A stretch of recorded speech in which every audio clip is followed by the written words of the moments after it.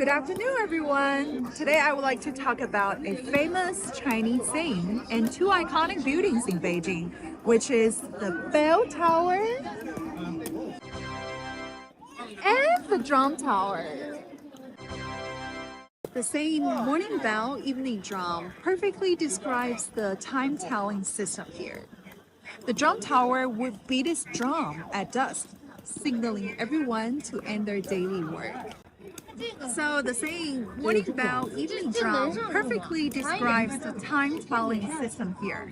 In Yuan, Ming, and Qing dynasties, the bell tower would ring its huge bronze bell at dawn to wake up the whole city.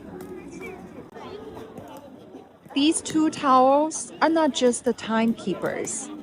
They're the soul of Beijing's central axis, carrying hundreds of years of history and culture. Even today, standing here, you can almost hear the distant bell and drum sounds echoing through the times. And there's a very traditional way of exercising called the shuttlecock kicking.